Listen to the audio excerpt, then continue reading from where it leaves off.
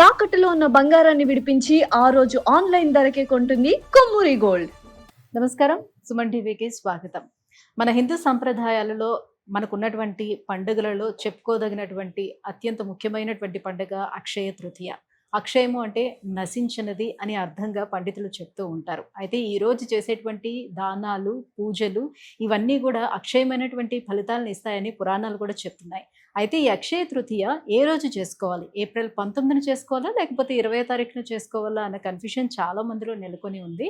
అలాగే ఈ అక్షయ తృతీయ రోజు ఎటువంటి దానాలు నిర్వహించాలి, పుణ్యఫలం దక్కాలంటే అసలు ఏం చేయాలి, ఈ విషయాలన్నీ కూడా వివరించేందుకు మనతో పాటు ఉన్నారు ప్రముఖ జ్యోతిష్య శాస్త్ర నిపుణులు బ్రహ్మశ్రీ నందిబట్ల శ్రీహరి శర్మ గారు.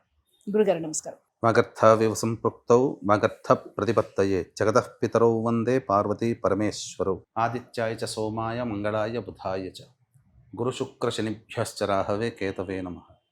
శృంగేరి జగద్గురు పీఠాధిపతులకి, కంచి పీఠాధిపతులకి నమస్కారములు తెలియజేసుకుంటూ కార్యక్రమాన్ని ప్రారంభిద్దాం. గురుగారు, ఈ సంవత్సరం వచ్చేటువంటి పండుగలన్నీ కూడా, తిథులన్నీ కూడా తగులు మిగులుగా వస్తున్నాయి. ఈ నేపథ్యంలో అందరికీ కూడా ఏ పండుగ ఎప్పుడు చేసుకోవాలనే కన్ఫ్యూజన్ ఏర్పడిపోతుంది. అలాగే అక్షయ తృతీయ కూడా ఏప్రిల్ 19న చేసుకోవాలా, 20వ తారీఖు చేసుకోవాలా అనే సందిగ్ధం నెలకొని ఉంది. ఏమంటారు? అక్షయ తృతీయ ఈ సంవత్సరం చాలామందికి కన్ఫ్యూజన్ స్టేటస్లోనే ఉందని చెప్పవచ్చు. ఎందుకనంటే 19వ తారీఖు ఉదయం 10:38 వరకు విధియ వచ్చి ఆ తదనంతరం తదియ ప్రారంభమవుతుంది. దృక్ సిద్ధాంతం ప్రకారం అయితే 20వ తారీఖు ఉదయం 7:28 వరకు ఉంది. అలాగే పాత గణిత పంచాంగం ప్రకారం అయితే 20వ తారీఖు ఉదయం 11:30 వరకు ఉన్నది. గమనించుకున్నట్లయితే చాలామందికి ఏంటనంటే ఈ కన్ఫ్యూజన్లో తెలియకుండా శాస్త్రం అనేటువంటిది పూర్తిగా విచారణ చేయకుండా వాళ్ళకి వాళ్ళే క్యాలెండర్ చూసి అనుకుంటున్నారు. క్యాలెండర్లలో తప్పు ప్రింట్ చేస్తున్నారమ్మా. ఎందుకనంటే ఉదాహరణకి పితృ కార్యక్రమాలు చేసేటువంటి తిథి, ప్రతిరోజు ఒక తిథి ఉంటుంది. ప్రతిరోజు పితృతిథి అని అంటారు.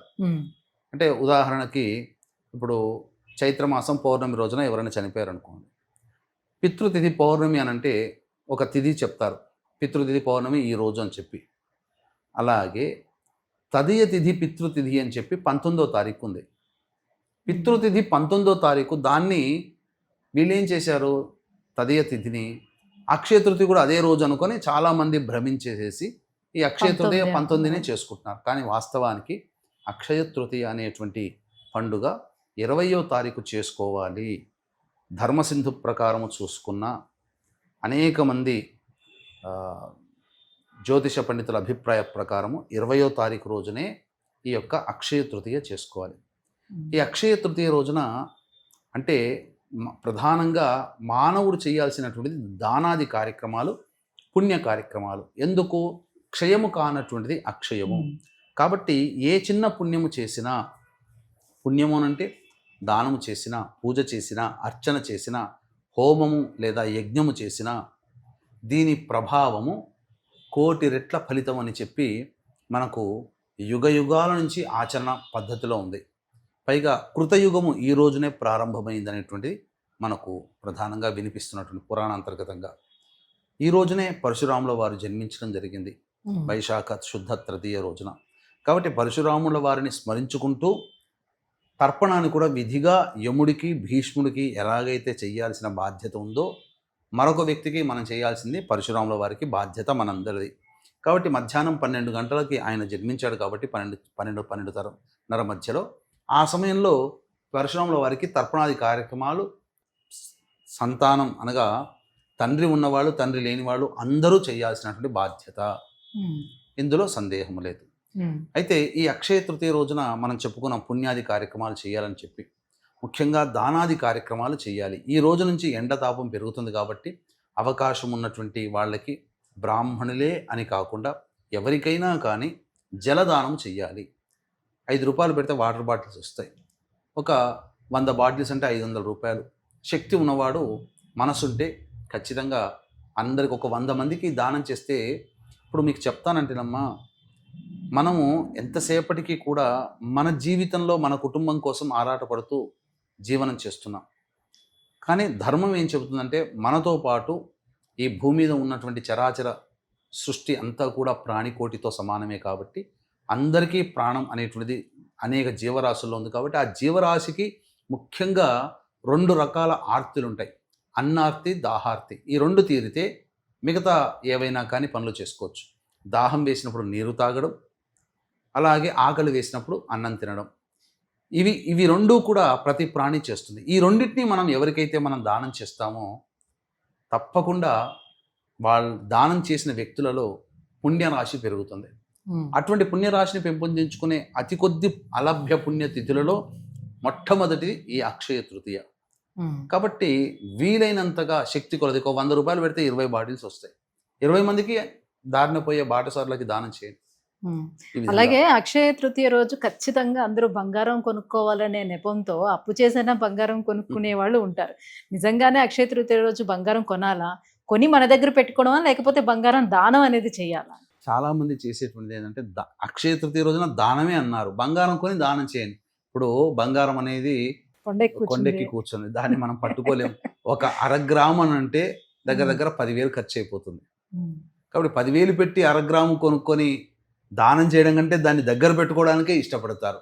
ఇది వ్యాపారులు వాళ్ళ బిజినెస్ కోసం బంగారం ధర తక్కువగా ఉన్నప్పుడు అమ్మకాలు చేయడం కోసం, జనాలకి బంగారాన్ని అమ్మడం కోసం ఇలాంటి వదంతి సృష్టించారు. కానీ ఏ పురాణంలో కానీ, ఏ శాస్త్రంలో కానీ, వేదంలో కానీ ఈ అక్షయ తృతీయ రోజున బంగారాన్ని కొని ఇంట్లో పెట్టుకోండి అంటే వాళ్ళు ఎలా ఆశ కల్పించారంటే 1 గ్రాము పెట్టినా అది గుడ్లు పెట్టి వచ్చే అక్షయ తృతీయకి 1 కిలో బంగారంగా తయారవుతుంది అని చెప్పి. కానీ వాస్తవానికి అలా లేదమ్మా. బంగారం దానం చేయడం, కాంచనం కర్మ విమోచనం. బంగారాన్ని దానం చేస్తే సకల దోషాలు తొలగిపోతాయి, పూర్వజన్మలో చేసినటువంటి కర్మలన్నీ కూడాను తొలగిపోతాయి. అందుకనే బంగారం దానం తీసుకునే వాళ్ళు కూడా చాలామంది ఆలోచించి తీసుకుంటారు. బ్రాహ్మణులు అంత తొందరగా రారు. డబ్బు మీద ఆశ ఉంటే కానీ శాస్త్రం బంగారం గురించి తెలిసిన వాళ్ళు ఎవ్వరు కూడా బంగారాన్ని దానం తీసుకోరు. ఇది ఎందుకనంటే వారి కర్మని మనం మొత్తం పోతుందమ్మా. బంగారం దానం చేస్తే కర్మ మొత్తం పోతుంది, పూర్తిగా రిఫ్రెష్ అయిపోతాడు మనిషి. ఇక ఈ రోజున చక్కగా కార్యక్రమాలు చేసుకో. అందుకని దీన్ని దృష్టిలో పెట్టుకుని అందరూ కూడా దానాలు చేస్తారు, కానీ పూజ చేసే అవకాశం కొద్ది మందికే ఉంటుంది. కాబట్టి ఈ రోజున అక్షయమైనటువంటి పుణ్య ఫలితం దక్కాలనే సదుద్దేశంతో 20వ తారీఖు రోజున సాయంకాలం 6 గంటలకి మన పీఠం ఆధ్వర్యంలో ఈ సంబంధించినటువంటి నవగ్రహాల యొక్క అనుగ్రహం కోసం నవగ్రహ పాశ్వత హోమం, సుదర్శన హోమం, రుద్రహోమం, మృత్యుంజయ హోమం, లక్ష్మీ మూలమంత్ర సంపుటిత లక్ష్మీ సూక్త హోమాలు జరిపించి శక్తిపాతం చేసినటువంటి కరుంగలి మాల ఇవ్వడం జరుగుతుంది. ఉచితంగా మాల ఇవ్వడం జరుగుతుంది. అవకాశం ఉన్నటువంటి వాళ్ళు ఈ యొక్క కార్యక్రమంలో 20వ తారీఖు మధ్యాహ్నం 3 గంటల లోపల గోత్రనామాదులు నమోదు చేసుకోవచ్చు. ఇక ఈ రోజున దానాది కార్యక్రమాలు ఏ సమయంలో చేయాలి గమనించుకున్నట్లయితే తదియ మనకు 11 గంటలకి 11:30 ఆ సమయానికి 11:40కో ఎంతో వెళ్ళిపోతుంది. కాబట్టి 11 to 12 శుక్రహోర, మిథున లగ్నం ఉంటుంది. లగ్నంలో గురువు ఉంటాడు.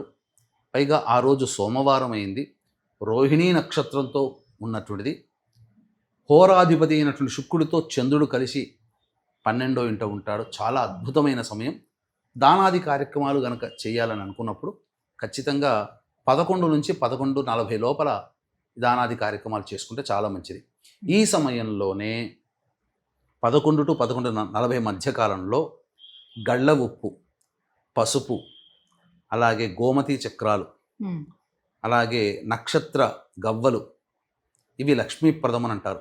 లక్ష్మీ శంఖం అని కూడా దొరుకుతుంది, మోతీ శంఖం అని.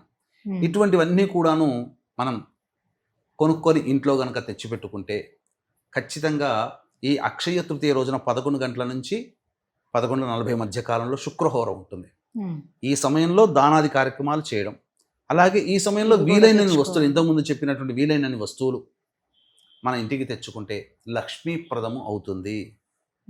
ఈ రోజున లక్ష్మి మనకు 1,00,00,000 రెట్ల స్థితిగా మన ఇంట్లో ఉంటుంది.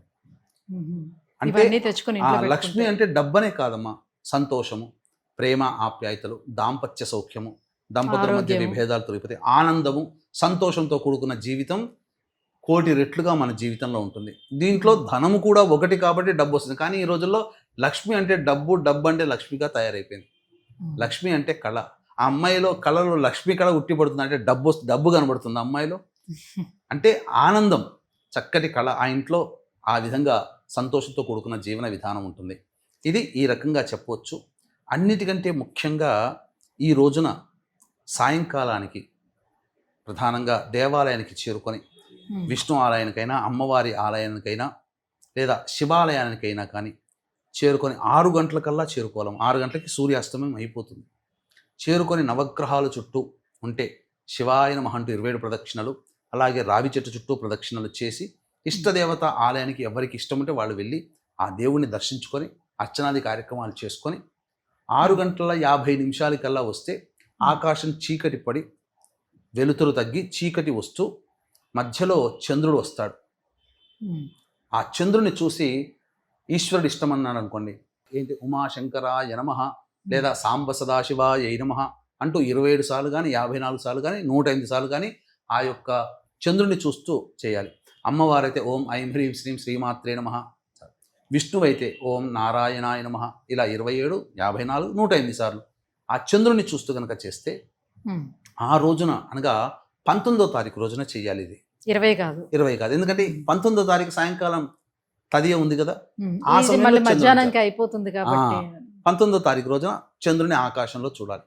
చూస్తే కనుక అరుణాచలేశ్వరుని క్షేత్రంలో అపిత కుచాంబా సమేతుడైనటువంటి అరుణాచలేశ్వరునికి ఈ రోజున కళ్యాణం జరుగుతుంది. ఆ కళ్యాణాన్ని దగ్గరుండి వీక్షించిన పుణ్య ఫలితం మన ఖాతాలో పడుతుంది. ఇది సాక్షాత్తు అరుణాచలేశ్వరుని యొక్క వైభవంలోనే మనకు చెప్పడం జరిగింది. కాబట్టి వీక్షించేటువంటి ప్రేక్షకులు ఈ అవకాశాన్ని ఎవ్వరూ మిస్ చేసుకోకండి. ఆ రోజున చంద్రుడు ఎలా ఉంటాడో తెలుసా అమ్మ? ఈశ్వరుడి సిగలో, అమ్మవారి సిగలో చంద్రుడు ఎలా నెలవంక ఆకారం, ప్రతి చిత్రపటంలో నెలవంక ఆకారం ఒకటి ఉంటుంది. ఎలాగ కనబడుతుందో ఆకాశంలో అలా కనబడుతుంది. రోహిణీ నక్షత్రం పక్కనే ఉంటాడు చంద్రుడు. కాబట్టి ఆ విధంగా దర్శనం చేసుకోవడం చాలా పుణ్యం. మళ్ళీ చెప్తున్నానమ్మా, వైశాఖ తదియ, శుక్ల తదియ సోమవారము కానీ బుధవారం కానీ అయ్యుండి అందున రోహిణీ నక్షత్రం గనక వస్తే ఇటువంటి రోజు దుర్లభము అని మనకు శాస్త్రంలో చెప్పబడి ఉంది. అందున మనకు ఇవన్నీ సాటిస్ఫై అయ్యాయి. సోమవారం, అక్షయ తృతీయ, రోహిణీ నక్షత్రం. ఇంతకన్నా కావాల్సిన పుణ్యతిథి 20వ తారీఖు ఉంది. కాబట్టి 20వ తారీఖు రోజున పితృదేవతల్ని ఉద్దేశించి ఎవరైతే తర్పణాది కార్యక్రమాలు చేస్తారో పితృదేవతలు సంతోషిస్తారు. దానాది కార్యక్రమాలు చేయమన్నారు. అలాగే పితృదేవతలకు కూడా తర్పణాది కార్యక్రమాలు చేస్తే పితృదేవతలు చాలా సంతోషించి అడగకుండానే అన్నీ మనల్ని చూసుకుంటారు. తండ్రి ఏదైతే ఒక సంపాదనకు వచ్చేంత వరకు కొడుకులకి బిడ్డలకి అన్నీ ఎలా అయితే అవసరాన్ని తీర్చాడో అలా మనం బ్రతికున్నంత వరకు మన పితృదేవతలు మనకు కావలసినవన్నీ కూడా సకాలంలో మనకు అందిస్తూ ఉంటారు. ఇటువంటి పుణ్య కార్యాలు చేయడం వల్ల, ముఖ్యంగా పితృ కార్యక్రమాలు చేయడం వల్ల. కాబట్టి ఈ రోజున అవకాశం ఉంటే ఒక కుండ కొనుక్కొని వచ్చి చక్కగా ఇంటి ముందర పెట్టి ప్రతిరోజు కూడా ఆ కుండలో మంచినీళ్ళు పెడితే వచ్చిపోయే దారిలో ఉండేటువంటి బాటసార్లు ఎవరైనా కానీ వాళ్ళకి దాహం వేస్తే ఇటు అటు చూస్తారమ్మా. చూసి ఎక్కడ నీళ్ళు దొరుకుతుందో చూస్తారు, లేకపోతే ఎవరింటికైనా వెళ్ళి మంచినీళ్ళు అడుగుతారు. వాళ్ళకి అటువంటిది కాకుండా కనబడగానే మనసు పరితపిస్తుంది, దేనికోసం ఆరాటపడుతుందో అది కనబడగానే తీసుకొని సంతోషపడతారు కదా. ఆ తాగిన తర్వాత ఈ ఇంట్లో ఉన్న వాళ్ళు చల్లగా ఉండుగాక అని చెప్పి సంతోషంగా ఒక ఆశీర్వచనం ఇస్తాడు. చాలు. బయట పక్షులకు కూడా పెడుతూ ఉంటారు చాలా మంది. అందుకనే జీవరాశిలో పక్షులు కూడా ప్రాణం ఉన్నదే కదా, అందుకనే చాలా మంది గింజలు పెడుతుంటారు, నీళ్లు దానం చేస్తుంటారు. పక్షులు కూడా నీరు ఇవ్వవచ్చునమ్మా. పక్షులు కూడా ఎండవేడిని తట్టుకోలేవు. కాబట్టి ఆ విధంగానైనా చేయవచ్చు. ఇలా అక్షయ తృతీయని ఎవరైతే ఇలా సుసంపన్నం చేసుకుంటారో వాళ్ళకి తప్పకుండా దైవానుగ్రహం కలిగి చక్కటి స్థితి కలుగుతుందమ్మా. అందులో ఏమాత్రం సందేహం లేదు. అలాగే ఈ అక్షయ తృతీయ రోజున మన పీఠమాధుర్యంలో జరిగే సర్వదోష నివారణ పూజల హోమాల్లో గోత్రనామాదులు 20వ తారీఖు సాయంకాలం 6 గంటల లోపల నమోదు చేసుకోవడం ద్వారా వాళ్ళకి కూడా దైవానుగ్రహం అనంతంగా కలుగుతుందని చెప్పవచ్చు. ఈ కార్యక్రమంలో నమోదు చేసుకున్నటువంటి వాళ్ళకి శక్తిపాతం చేసినటువంటి కరుంగలిమాల ఉచితంగా ఇవ్వడం జరుగుతుంది. గురుగారు, అక్షయ తృతీయ యొక్క విశిష్టతను గురించి, అలాగే అక్షయ తృతీయ ఏ రోజున మనము జరుపుకోవాలి అండ్ పార్వతీ పరమేశ్వరుల యొక్క అనుగ్రహం పొందటానికి ఆ రోజు చేయవలసినటువంటి కార్యక్రమాల గురించి తెలియజేసినందుకు ధన్యవాదాలు.